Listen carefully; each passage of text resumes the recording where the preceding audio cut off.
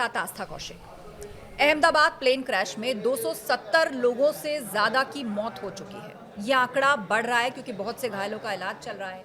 242 लोग क्रू समेत इस प्लेन में सवार थे, जिनमें से 241 की जान चली गई और जिस हॉस्टल पर जाकर ये क्रैश हुआ, वहां पे कई ट्रेनी डॉक्टर्स मौत के मुंह में समा गए। बहुत ही कम समय में और बहुत ही कम हाइट पर जाकर अचानक ये हादसा होता है। किसी को भी अंदाज़ा नहीं था। जो लोग इसका वीडियो शूट कर रहे थे, आसपास जो रिहायशी इलाके हैं जो उसका वीडियो बना रहे थे, वो भी ये समझ नहीं पा रहे थे कि प्लेन इतना नीचे फ्लाई क्यों कर रहा है। और अचानक जाकर तेज़ धमाका होता है, आग और धुएं का गुबार दिखता है और तब समझ में आता है कि कितना बड़ा हादसा वहाँ पर हो गया है। ये हादसा हो गया, लेकिन इसके पीछे बहुत से सवाल छूट गए हैं और हर कोई इस वक्त जो दर्दनाक तस्वीरें और कहानियां सुन रहा है, वो अंदर से बहुत दुखी है, लेकिन बहुत से सवाल उसको घेर रहे हैं, जिसमें सबसे बड़ा सवाल ये है कि आखिर ये हादसा हुआ कैसे। क्या हुआ होगा एयर इंडिया की फ्लाइट AI-171 के साथ। वो आखिरी के कुछ सेकंड, वो आखिरी के कुछ मिनट, आखिर कॉकपिट में किस तरह की सिचुएशन होगी। क्योंकि जो मेडे कॉल किया गया उसमें बताया गया कि उनको पावर या थर्स्ट नहीं मिल रहा है, प्लेन ऊपर की तरफ नहीं जा रहा है, उसके बाद संपर्क टूट जाता है। तो इन बहुत सारे पहलुओं पर बातचीत करने के लिए आज हमारे साथ विशेष मेहमान हैं, बहुत अनुभवी हैं। हमारे साथ कैप्टन प्रशांत ढल्ला जी हैं, जो कि ex-DGC ऑफिसर हैं। बहुत बहुत स्वागत है प्रशांत जी आपका हमारे शो पर। और आपको बता दें कि प्रशांत जी खुद एक कमर्शियल पायलट रह चुके हैं। 4000 घंटे से ज़्यादा फ्लाइंग का अनुभव इनको है। ट्रेनर रह चुके हैं, मतलब जो फर्स्ट ऑफिसर होता है, जिसको आम भाषा में को पायलट हम लोग कहते हैं, उनको भी ट्रेनिंग दे चुके हैं। तो आइए उनसे बातचीत की शुरुआत करते हैं। प्रशांत जी, पूरी दुनिया में अलग अलग तरह की चर्चाएं चल रही हैं, बहुत तरह के सवाल हैं, लेकिन जो सबसे बड़ा सवाल है वो ये है कि उस आखिरी 60 सेकंड में क्या हुआ होगा। आखिर ये प्लेन क्रैश क्यों हो गया। क्योंकि बोइंग को तो बहुत ही मजबूत और बहुत ही रिसर्च और बहुत ही बड़ी तैयारी के बाद बनाया गया विमान माना जाता है। पूरे विश्व भर में बोइंग की अपनी एक कैपेबिलिटी है, एक धाक है। एक समय में इसको राष्ट्राध्यक्ष भी इस्तेमाल किया करते थे। तो आज अचानक ऐसा क्या हो गया, उन आखिरी 60 सेकंडों में क्या हुआ होगा। मैम, जैसा आपने बताया कि बोइंग 787 इसको ड्रीम लाइनर कहा जाता है जी। ये काफ़ी सेफ़ एयरक्राफ्ट माना जाता है, स्पेशली जो लंबी सफ़र की जो फ़्लाइट्स होती हैं, जिनको हम इंग्लिश में लॉन्ग हॉल फ़्लाइट्स कहते हैं, उसमें ये अमूमन ये जहाज़ काफ़ी यूज़ होता है। एयर इंडिया के पास ये 2014 से है और मेरे इन्फॉर्मेशन के अनुसार 30 से ज़्यादा जहाज़ एयर इंडिया के पास ये अभी करंट एग्जिस्टिंग फ्लीट में है। जी। जैसा आपने बताया कि इसमें अनुभव का एक बहुत इम्पॉर्टेंट रोल होता है। आपने मेरा भी एक परिचय दिया कि इतने घंटे पायलट का जो होता है बहुत ज़रूरी होता है। इस दुखद घटना में मुझे बहुत शर्म के साथ ये कहना पड़ रहा है कि the cockpit experience in this aircraft was almost 9000 hours. Captain Sabharwal और उनके फर्स्ट ऑफिसर को दोनों मिला के मैं आपको बता रहा हूँ। तो इसके बावजूद ये घटना हो जाना, दैट मीन्स दैट ये कुछ ना कुछ गलत हुआ है। अब आपके सवाल पे अगर मैं आऊँ, आप कह रहे हैं कि आखिरी 60 सेकंड में क्या हुआ होगा। देखिए, मल्टीपल थ्योरीज हैं इस पूरे इस एपिसोड को सब्सटैंशिएट करने के लिए। There can be a technical fault, there can be a wild life issue, also we will not rule out a pilot error, जिसको हम ह्यूमन एरर कहते हैं। तो ये सारी चीज़ों का समूह भी हो सकता है जो कि इस पूरे दुखद घटना का, जिसको कहते हैं कि हम वजह रहा है। बिल्कुल। और प्लेन के पायलट के जो आखिरी शब्द थे, मतलब जब उन्होंने मेडे कॉल किया, आपसे हम जानना चाहेंगे कि मेडे कॉल क्या होती है, ये कब की जाती है और ये कितनी कॉमन है। लेकिन रिकॉर्डर से जो शब्द सामने आए हैं, वो पायलट के जो आखिरी शब्द थे वो मैं पढ़ देती हूँ। Mayday mayday mayday, no power, no thrust, going down. तो आपने सुना ये मेडे कॉल जो पायलट ने की ATC को, और उसके बाद ये कहा गया कि जब वापस संपर्क की कोशिश की गई तो संपर्क टूट चुका था। हमारे साथ कैप्टन प्रशांत ढल्ला जी हैं। आखिरी 2 मिनट में कॉकपिट में क्या हुआ होगा। देखिए मैम, मैं इस मेडे कॉल के बारे में थोड़ा आपके दर्शकों को बताना चाहूँगा। मेडे कॉल जो होती है वो पायलट तब देता है जब उसके पास एक अलर्ट फेज़ हो जाता है। अलर्ट फेज़ का मतलब ये है कि अब उसको ATC को फुल प्रायोरिटी देनी ज़रूरी है। अब चीज़ें पायलट के हाथ से निकलने वाली हैं। वो एक कम्युनिकेशन स्ट्रैटेजी यूज़ कर रहा है to the air traffic control कि मेरे साथ ये घटना हो रही है। इस पॉइंट पे जब हम कैप्टन सब्रवाल की, अगर हम आपने रिकॉर्डिंग जैसे बताया, उसमें उन्होंने नो थ्रस्ट बोला। देखिए हमारे दर्शक, no power, no thrust, going down, right. So thrust is something which drives the machine. अब इसमें जो हमारा एयरक्राफ्ट होता है पूरा, जो एयरक्राफ्ट बना होता है उसमें 4 फोर्सेस एक्ट कर रहे होते हैं, लिफ्ट, थ्रस्ट, ड्रैग और वेट। तो थ्रस्ट जो होता है वो इंजन ड्राइव करता है, इंजन से थ्रस्ट बनती है। सो दैट मीन्स अगर पायलट ये कह रहा है नो थ्रस्ट, दैट मीन्स उसको वो आगे पुश करने वाली जो क्षमता होती है, जो थ्रस्ट जनरेट करती है, वो नहीं मिल पा रही है। अब वो ये भी कहता है नो लिफ्ट। लिफ्ट एक ऐसा फोर्स है एयरक्राफ्ट को जो उसको ऊपर की तरफ लेके जाता है जी। सो लिफ्ट भी नहीं हो पा रही क्योंकि थ्रस्ट नहीं हो पा रहा। दैट मीन्स या तो एयरक्राफ्ट का ड्रैग ज़्यादा है और एयरक्राफ्ट का वेट ज़्यादा है। So this is what he is trying to tell the ATC कि जी मेरे को ना लिफ्ट मिल पा रही है और ना ही मैं थ्रस्ट जनरेट कर पा रहा हूँ। ये उसका कहने का उसका अर्थ था इस पूरी ATC कन्वर्सेशन का। After that is there was no contact with him post that call. तो ये नो थर्स्ट या इंजन फेल्योर की जो घटना है, इसके क्या क्या कारण होते हैं उस पर मैं आपसे डिटेल में बात करूंगी। लेकिन ये भी समझना ज़रूरी है कि जब दोनों पायलट्स को ये पता चल चुका होगा कि अब बात हमारे हाथ से निकल चुकी है, हाइट भी उतनी नहीं थी, तो क्या सिचुएशन वहाँ पर रही होगी, उनके लिए कितना स्ट्रेसफुल रहा होगा। और एक पायलट की जब ट्रेनिंग होती है या जो उसका अनुभव होता है, तो ऐसी आपात परिस्थिति से निपटने के लिए क्या क्या ऑप्शंस उनके पास होते हैं, वो कैसे हैंडल करते हैं, वो कैसे मैनेज करते हैं। वो जानते हैं कि 250 पैसेंजर्स की जान उनके कंधों पर है। देखिए, मैं पहले इस सवाल, बहुत इम्पॉर्टेंट सवाल आपने रेज़ किया है, मैं इसमें ज़रूर ये बात बोलना चाहूँगा that there is no sorry in aviation. Aviation में इतने स्प्लिट सेकंड डिसीजंस लेने होते हैं कि आपको मौका नहीं मिलता है सॉरी बोलने का। इस केस में भी ऐसा ही हुआ। जैसे ही विमान टेक ऑफ करता है उसके बाद इन पायलट को कुछ रियलाइज़ होता है। अब देखिए मैम, इसमें हमें थोड़ा सा टेक्निकल पे जाना पड़ेगा, जो कि हम वीडियो पे भी देख पा रहे हैं, सब्सटैंशिएट कर पा रहे हैं कि जहाज़ का जो व्हील्स हैं, जिसको हम गियर कहते हैं, गियर वो नीचे ही है। रूल बुक ये कहता है, SOP ये कहता है कि जब आप टेक ऑफ करते हैं, टेक ऑफ करने के 50 से 100 फीट के बाद आपको लैंडिंग गियर अप करना होता है। मतलब ये जो व्हील्स दिख रहे हैं इसको गियर कहा जाता है टेक्निकल शब्दों जी। में। और जैसे ही प्लेन टेक ऑफ करता है, आमतौर पर कितने फीट के बाद इसको क्लोजिंग का प्रोसीजर ऑन हो जाता है? 50 to 100 फीट के दरमियान आपको लैंडिंग गियर अप कर देना है। Landing gear 50 to 100 feet. 50 to 100 but ये 600 फीट तक गया और उसका लैंडिंग गियर जो था वो ऑन जी, ही था। जी, मतलब बिल्कुल। उसके टायर्स दिख रहे थे, आप वीडियो में भी देखें। राइट, दैट मीन्स कि कुछ ना कुछ कॉकपिट में एक कंफ्यूजन स्टेट ऑफ माइंड था। There might be a warning given to the pilot, there might be a caution given to the pilot.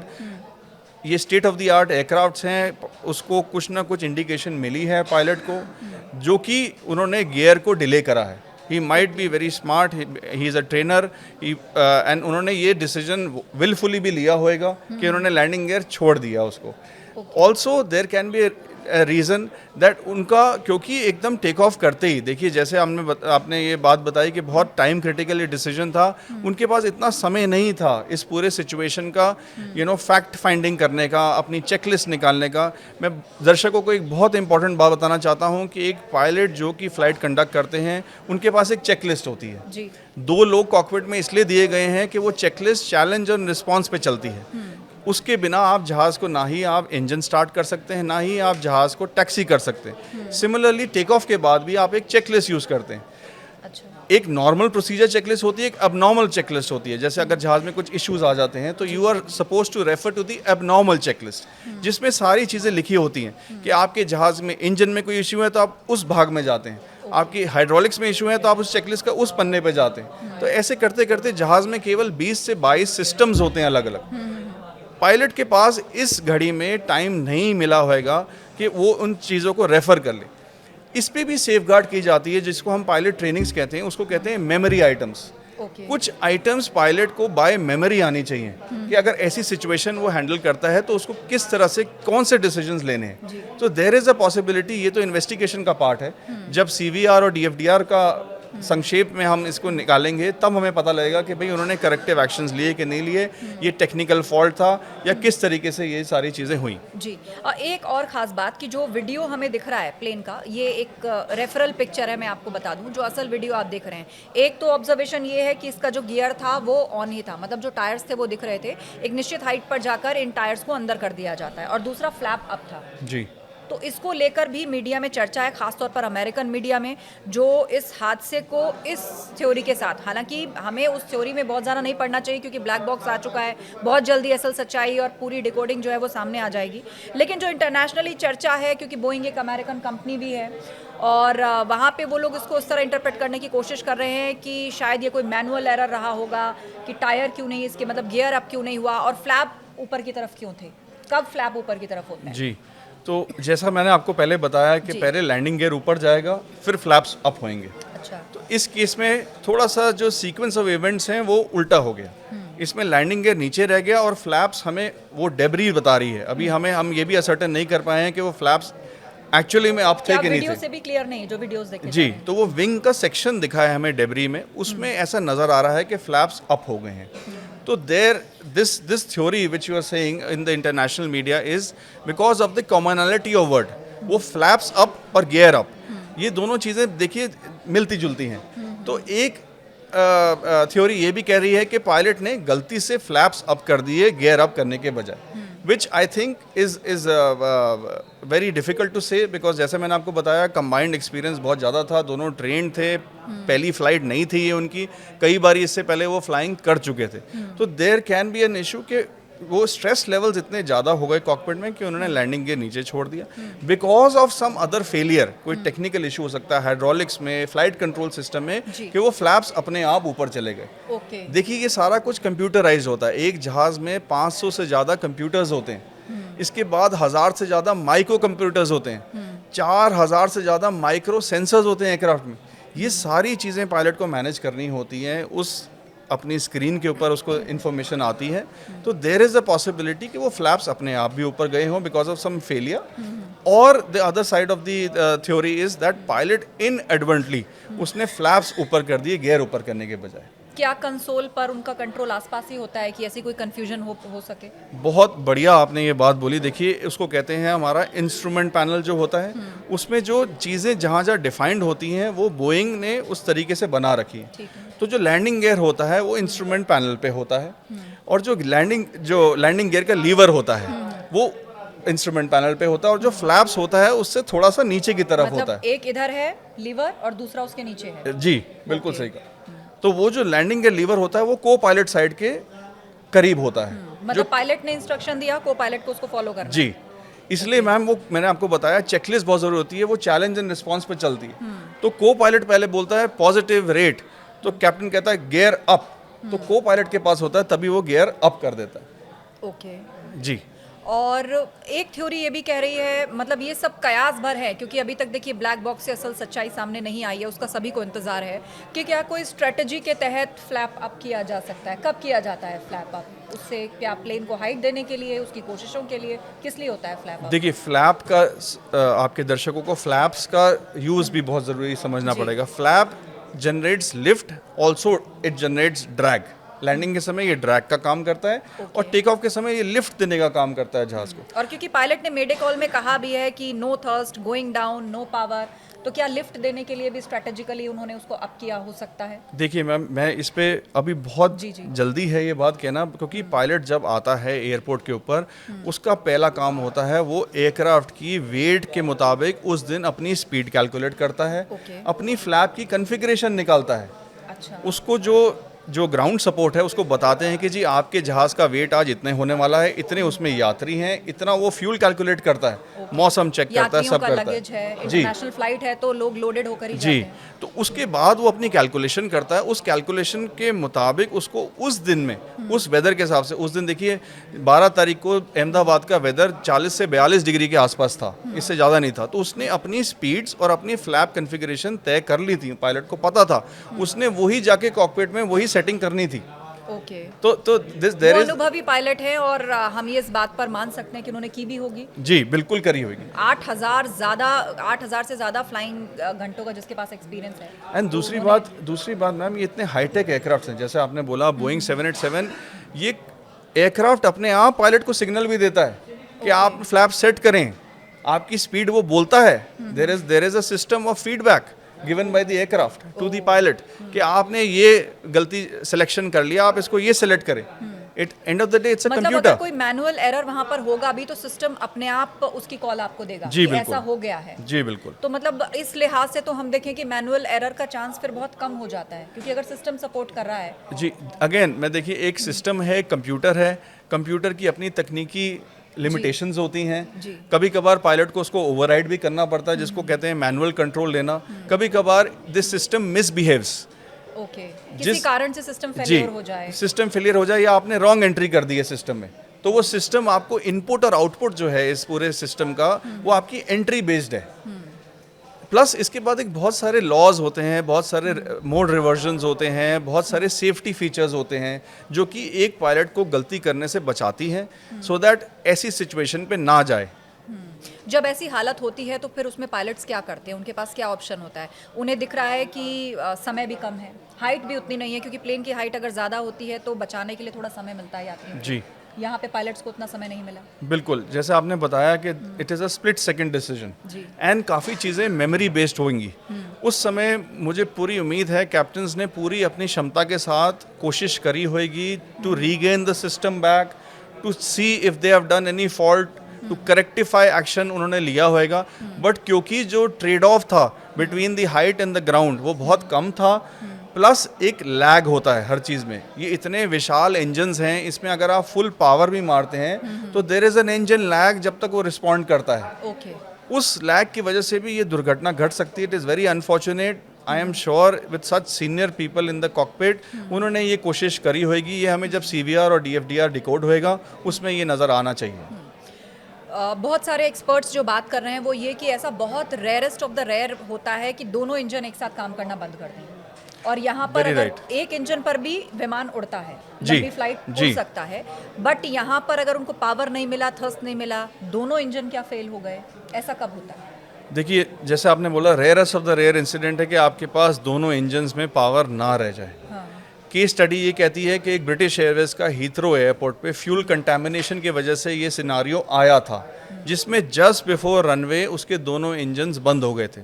Similarly आपको याद होएगा एक हडसन रिवर क्रैश हुआ था जिसमें बर्ड हिट की वजह से जो पायलट था उसने लेकिन वो नदी में उतार successful दिया landing हुई था, थी। नदी में जी, उतार पूरी दिया था दुनिया ने जहाज इस को। तस्वीर को देखा। अब इस सिचुएशन में again it's a very unfortunate situation, अगर दोनों इंजन में क्षमता ही नहीं रही to lift the machine with such heavy load. देखिए कितने घंटों की फ्लाइट है, इतना फ्यूल से लदा हुआ जहाज 1.25 लाख लीटर कैसे उतनी पावर जनरेट करता है, और अगर दोनों इंजन में क्षमता ही नहीं रहती तो वो क्या सिचुएशन होती। मेरे रोंगटे खड़े हो रहे हैं इस बात को सोच के। एज अ पायलट मैं ये बात बताऊं that without power in your engines आप, it is a very difficult situation, आप क्या करेंगे? अब जब इंजन फेल्योर्स की बात आ रही है तो फिर उसमें अलग अलग थ्योरीज में लोग जा रहे हैं। आपने हीथ्रो का एग्जांपल दिया कि कंटामिनेटेड फ्यूल, ये बड़ा इंपॉर्टेंट है कि जो फ्यूल उसके अंदर है 1.25 लाख लीटर फ्यूल है, तो क्या ऐसा पॉसिबल है कि वो कंटामिनेटेड हो? प्रोटोकॉल्स होते हैं, और ये तो बहुत ही सेंसिटिव चीज़ है कि फ्यूल बिल्कुल सही और अच्छी गुणवत्ता वाला होना चाहिए। क्या कोई सबोटाज भी किया जा सकता है या किसी की गलती से ऐसा हो सकता है? देखिए, मैं इस एंगल को बिल्कुल दखल अंदाज नहीं करूंगा। That is the prerogative of the investigative agencies to check. Aviation point of view में से ये कहना चाहूँगा, इसका भी एक चेक होता है। जैसे ही फ्यूल आप जहाज़ में डालने की प्रक्रिया चालू करते हैं, जो ग्राउंड पे इंजीनियर्स होते हैं, जो कि मेंटेनेंस टीम होती है ग्राउंड पे, वो जाके उस फ्यूल चेक करते हैं। वो एक छोटी सी टैबलेट उस छोटे से फ्यूल के रिसेप्टिकल में चेक करते हैं उस दिन, उसकी डेंसिटी, उसकी स्पेसिफिक ग्रेविटी, कितने लीटर फ्यूल डालना है, ये सारा चेकअप करके ही वो फ्यूल को अपलिफ्ट करते हैं। इसके बाद पायलट उसको चेक करता है अपने इंस्ट्रूमेंट गॉज पे कि जी हाँ इतने लीटर फ्यूल आ गया, उसके बाद वो उसको साइन करता है। Now it is a matter of investigation कि वो उस दिन वो फ्यूल सही था नहीं था, ये सारे प्रोसीजर्स प्रोटोकॉल्स फॉलो हुए थे नहीं हुए थे, that will come out in the investigation report. जी, ये जो प्लेन है दिल्ली से सही सलामत अहमदाबाद लैंड करता है, और वहाँ से लंदन जाने से पहले टेक ऑफ करने के बाद एयरपोर्ट के 2 किलोमीटर के दायरे में जाकर क्रैश हो जाता है। दिल्ली से सही सलामत लैंड किया, ना इसके इंजन में कोई दिक्कत थी। हालांकि एक जो यात्री थे उनकी ज़रूर वीडियो सामने आई, जो दिल्ली से ट्रैवल कर रहे थे, उन्होंने दिखाया कि भाई एसी काम नहीं कर रहा है, रिमोट काम नहीं कर रहा है, उनका स्क्रीन नहीं चल रहा था शायद। तो क्या इससे अंदाज़ा लगाया जा सकता है कि भाई कोई प्लेन क्रैश हो जाएगा या कि ये कोई इतनी बड़ी फॉल्ट है? ऐसा कब होता है? देखिए मैम, जैसे मैंने कहा कि एविएशन में सेफ्टी पैरामाउंट है। हाँ। कोई भी डिपार्टमेंट हो, B it ground department, maintenance department, flight operations department, safety से कभी नहीं खेलता। सिमिलरली एक पायलट होता है जिसके पास एक फाइनल अथॉरिटी होती है decision of go and no go लेने का। वो जाना चाहता है इस इक्विपमेंट के फेलियर के साथ या नहीं जाना चाहता, that is the decision of the pilot. But उससे पहले मेंटेनेंस टीम जो होती है वो पूरी तरह से अपने डॉक्यूमेंट्स देखती है, वो चेक करती है कि ये सिस्टम काम कर रहा है, ये सिस्टम काम नहीं कर रहा, उसका बैकअप है कि नहीं है। बैकअप भी कई किस्म के होते हैं, यू नो, एक बैकअप नहीं होएगा, 2 बैकअप होएगा। तो मुझे ये कहना इस समय ये बड़ा मुश्किल होगा कि पायलट ने विलफुली एक नो गो आइटम को के साथ जहाज़ लेने के लिए हामी भरी। तो मतलब उस वक्त तक सब ठीक था, उनकी ऑब्जर्वेशन में सब ठीक रहा होगा, इसीलिए उन्होंने ग्रीन सिग्नल दिया। एंड अगेन जैसे मैंने बोला, पायलट एक लॉगबुक को साइन करता है, उसको कहते हैं acceptance of the machine. Okay. Last document जो साइन होता है वो एक सिक्योरिटी चेक साइन होता है कि अब जहाज के दरवाजे बंद होने वाले हैं, अब इसके बाद इसमें कोई नहीं घुसेगा। उससे पहले का जो कागज़ होता है वो एक मेंटेनेंस इंजीनियर जो होते हैं वो लेके आते हैं पायलट के साथ कि अब मैंने ये जहाज़ एक्सेप्ट कर लिया, अब इस जहाज़ में जो भी तकनीकी दिक्कत होएगी, पैसेंजर रिलेटेड कोई इश्यूज होंगे, कुछ होंगे, वो the president of India has given the powers to the PIC, pilot in command, कि अब आप इसके होलसेल इंचार्ज हैं इस पूरे जिसको कहते हैं जहाज़ के। You are liable for all the actions taken on this machine. That document certifies that. Okay. यात्री जो उसमें ट्रैवल कर रहे थे, उन्हें कितनी देर पहले पता चला होगा कि कोई बड़ी फॉल्ट हो गई है, कोई मेजर फॉल्ट हो रही है? इसके जो एकमात्र लोन सर्वाइवर हैं, उन्होंने जो अपना अनुभव शेयर किया वो ये कि जैसे ही प्लेन ने टेक ऑफ किया, 30 सेकंड के अंदर उनको ऐसा लगा जैसे सब कुछ थम गया है, और उन्होंने कुछ आवाज़ भी सुनी, और उसके बाद प्लेन के अंदर कुछ ग्रीन लाइट्स, कुछ वाइट लाइट्स जलने लग गई, तो उनको ये एहसास हो गया कि कुछ बड़ी गड़बड़ हो गई है। तो यात्रियों को कब एहसास हुआ होगा? देखिए, आपने बहुत एक अहम बात कही कि कुछ आवाज़ सुनाई दी। अनफॉर्चुनेटली हमारे पास एक ही एविडेंस है, which is a live evidence in the form of that lone survivor. जी। कुदरत का करिश्मा है, मैं आपको ये बताऊं, 11A सीट पे बैठे हुए यात्री अपनी जान बचा सके। उन्होंने, जैसे आपने बोला, एक आवाज़ सुनाई दी। तो मैं ये कहूँगा कि एक जहाज़ जो कि बोइंग 787 जितना विशाल जहाज़, अंदर बैठे हुए यात्रियों को इसका अनुमान लगाना बहुत मुश्किल है। हाँ, आप खिड़की से बाहर देख सकते हैं, आपको बारिश का अनुमान लग जाता है, ख़राब मौसम का अनुमान लग जाता है, बट कॉकपिट के अंदर की जो कहानी है वो सिर्फ वो पायलट्स जानते हैं, यात्रियों को नहीं पता लग पाता। अगेन मैं ये बोलूँगा, कैबिन क्रू बहुत ट्रेंड होती हैं। अगर ये CVR में निकल के आएगा, अगर कोई पायलट की तरफ से कॉकपिट के अंदर से कोई कॉल आउट आया हो towards the passengers, towards the cabin crew, ये इन्वेस्टिगेशन के बाद निकलेगा।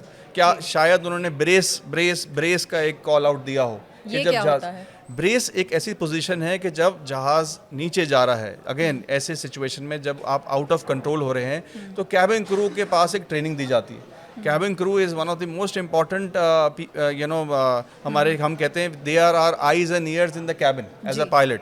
वो एक सिचुएशन को डील करने के लिए उनको एक ट्रेनिंग दी जाती है। वो पैसेंजर्स को अपने हाथ नीचे करके एक कुशनिंग इफेक्ट देने के लिए बॉडी को, जब एक बड़ा इम्पैक्ट होता है तो आपकी रीढ़ की हड्डी, आपकी शरीर को एक स्टेबिलिटी मिले, तो आपको सीट पकड़ने के लिए बोलते हैं, आपको नीचे झुकने के लिए बोलते हैं, उसको ब्रेस पोजीशन कहते हैं, so that in terms of a huge impact the body does not suffer that much. तो ये सारी चीजें निकल गई। बैकबोन भी टूट सकती है। बिल्कुल। क्या ये सही है? बिल्कुल बिल्कुल। इसीलिए वो ब्रेस पोजीशन बनवाई जाती है। ब्रेस पोजीशन बनवाई जाती है, जी। ओके। कुछ खास निर्देश दिए जाते हैं, क्योंकि दोनों पायलट्स को पता चल चुका है कि सिचुएशन उनके हाथ से निकल गई है। जो पीछे यात्री हैं या वो खुद हैं, वो इस वक्त ग्रेव डेंजर में हैं। तो क्या कोई ऐसे निर्देश होते हैं जो दिए जाते हैं, या कोई कुछ अनाउंस किया जाता है, या लोगों को भी इस बात का आभास कराया जाता है कि अब उन्हें क्या फेस करना है? जी, अगेन मैं ये बोलूँगा, इस सिचुएशन की अगर हम बात करें, जो कि एयर इंडिया 171 की बात करूँ, टाइम बहुत कम था। देखिए, पायलट अपनी तरह से पूरी कोशिश कर चुका होगा, उसने कॉल आउट दी नहीं दी, अगेन मैटर ऑफ इन्वेस्टिगेशन है, but the first priority is to take control of the machine. हमें सिखाया जाता है 3 चीज़: फ्लाई, नेविगेट एंड कम्युनिकेट। इस प्रायोरिटी पे आप चलते हैं। पहले आप जहाज़ को फ्लाई करते हैं, उसके बाद आप ATC को बात करते हैं, नेविगेट करते हैं, फिर आप कम्युनिकेट करते हैं। जी। ये सारी चीज़ें करने के लिए एक सीक्वेंस बनाया जाता है पायलट्स को। They are highly trained individuals, professionals, जो कि ये सारे प्रोटोकॉल्स फॉलो करते हैं। सिमिलरली कैबिन क्रू को भी अगर इन्फॉर्मेशन मिल गई हो फ्रॉम द कैप्टन, तो वो भी अपने एक SOPs फॉलो करते हैं। एयर इंडिया आफ्टर, क्या लोगों को बता दिया जाता है? जी बिल्कुल बताना पड़ता है, बिल्कुल बताना चाहिए। कैसे बताया जाता है, क्या कहना होता है? एक कॉल आउट होती है जो कि कैप्टन अंदर से पहले कैबिन क्रू को दिया जाता है कि ब्रेस ब्रेस ब्रेस। कि आप टचडाउन जब आपका जहाज़ नीचे जा रहा होता है उससे पहले आपको एक कॉल आउट देनी मैंडेटरी है, you know, as per the DGCA rules also, कि आपको बताना पड़ेगा to the cabin crew and to the passengers. आपको पब्लिक एड्रेस सिस्टम जो PA सिस्टम कहते हैं उसको दबा के बताना पड़ेगा कि अब जहाज़ नीचे जाने वाला है। Now again these are the SOPs जो हम कहते हैं standard operating procedures. In the ऐसी फर्टिलिटीज़ जब होती हैं, ऐसे एक्सीडेंट्स होते हैं, इसको बाईपास किया नहीं किया, this is again a matter of investigation. इस पूरे हादसे में सिर्फ एक शख्स बचा है जो लोन सर्वाइवर है, और वो भी अपने पैरों पर चलकर एम्बुलेंस तक गया। ये बहुत बड़ा मिरेकल है और लोग उसको एक चमत्कार ही मान रहे हैं, और उसका सीट नंबर था 11A। अब जैसे जैसे पूरे विश्व में चर्चा हो रही है, सीट नंबर 11A को लेकर भी लोग अलग अलग तरह की बातें लिख रहे हैं। और मेरा सवाल तो यही है कि वो कैसे बचा होगा। उसने जो अपना अनुभव बताया वो उसकी साइड है, लेकिन वो कैसे बचा होगा। 11A सीट जो है वो शायद इमरजेंसी एग्जिट के पास होती जी है। बिल्कुल। इसके अलावा आज मैं देख रही थी कि एक थाई सिंगर है, वो भी 1998 के एक प्लेन क्रैश में बच गए थे, अकेले सर्वाइवर, और इसमें 101 लोगों की मौत हुई थी, वो भी 11A सीट पर ही बैठे थे। इस घटना के बाद उन्होंने भी अपनी कहानी को शेयर किया है। कैसे बचा होगा ये 11A सीट का सर्वाइवर? मैम देखिए, I must comment on your research, बहुत बड़ी बात है आपने ऐसा रिसर्च किया 11A का। देखिए 11A सीट जो है, पहली बात तो यह है विंडो सीट है, बिल्कुल, और इमरजेंसी एग्जिट सीट है। नाउ हमें ये समझना चाहिए कि इतना तेज़ इम्पैक्ट हुआ, इतने ग्रेविटेशनल फोर्स उस जहाज़ से पड़े कि वो एकदम जहाज़ का दरवाज़ा, जो कि एक छोटा दरवाज़ा हम उसको कहते हैं, वो अपने आप भी खुल सकता है। In the presence of mind use by that lone survivor, जो कि नज़र आ रहा है, वो खुद चल के जा रहे हैं अपनी दोनों टांगों पे, उन्होंने खुद भी खोला हो सकता है। बट इतने ह्यूज इम्पैक्ट के बाद वो, जिसको कहते हैं जो एयरक्राफ्ट की जो स्किन है, जो बॉडी है, वो डैमेज हो सकती है, तो वो अपने आप उनको एक एग्जिट रूट भी मिल सकता है। And he must be lucky, उन्होंने जैसे बोला कि मैंने सीट बेल्ट खोली और वो करी, तो this is an act of God जो उनकी तरफ उस दिन उनको साथ दिया। जी, हालांकि उन्होंने बताया कि निकलने से पहले वहाँ आगे के हिस्से में आग लग चुकी थी, और उन्होंने 2 एयर होस्टेस और एक एल्डरली कपल को जलते हुए देखा, और फिर उन्होंने ऐसा महसूस किया कि उन्हें कोई पुश लगा और आगे स्पेस था, तो वो बाहर की तरफ निकल आए और फिर वो बेहोश हो गए। तो लोग इसको चमत्कार मान रहे हैं। लेकिन एक और चीज़ जो हमने देखी कि जब ये प्लेन नीचे की तरफ आ रहा था, पायलट्स ने जो है आखिरी वक्त तक प्लेन को बिल्कुल सीधा रखा। और क्या कर सकते थे पायलट? देखिए, एज़ पर रूल बुक अगर मैं जाऊं तो पायलट्स ने टेक ऑफ के बाद क्लियर वे को बड़े अच्छे से पास किया। ये रनवे के बाद का जो एरिया होता है उसको क्लियर वे कहा जाता है, उन्होंने उसको भी बड़े अच्छे से उसका क्लियर किया। 400 feet 500 feet above ground level पे छोटी छोटी बिल्डिंग्स आनी शुरू होती हैं जी। अब देखिए, ये कंट्रोल आपके हाथ में नहीं होता, आपको डायरेक्शनल कंट्रोल उस समय कैसे रखना है, क्यों रखना है, that is also a matter of investigation. But I am sure अगर आप इतनी छोटी हाइट पे अगर आप जहाज़ को टर्न करते हैं तो आपका लोड फैक्टर बढ़ता है।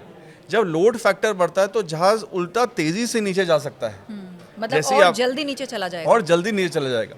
तो आपको अपनी ट्रेजेक्ट्री उन्होंने बिल्कुल सीधी रखी, एंड आपने देखा एक लूप की तरह जहाज़ नीचे की तरफ गया, बिल्कुल ऐसे गया और उसके बाद ऐसे नीचे जी।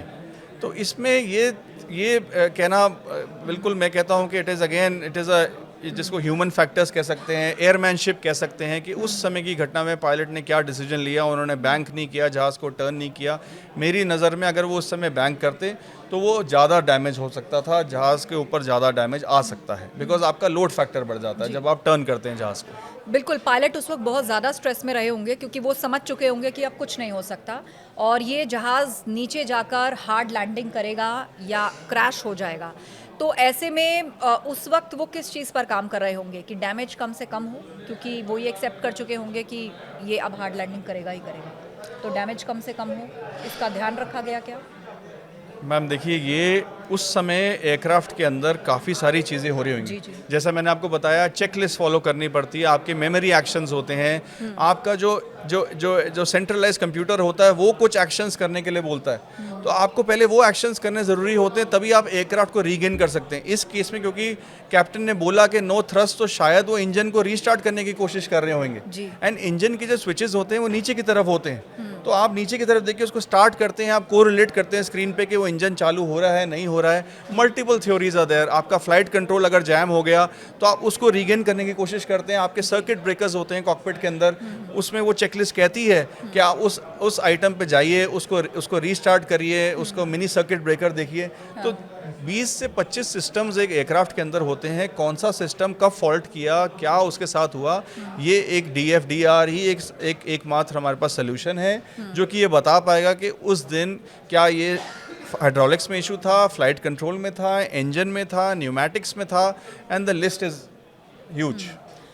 क्या ये मैनुअल एरर हो सकता है, मतलब पायलट से हुई हो कोई गलती?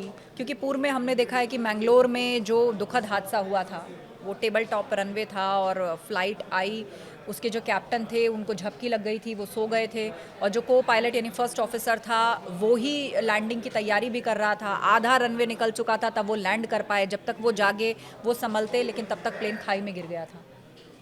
देखिए, मैं अगेन कहूँगा कि ये एक समूह है, इसमें एक टेक्निकल इशू भी हो सकता है, जी। पायलट एरर भी हो सकता है, वाइल्ड लाइफ इश्यूज भी हो सकते हैं, ह्यूमन फैक्टर्स भी हो सकता है। क्योंकि तो बर्ड हिट किसी वीडियो में नजर नहीं आया।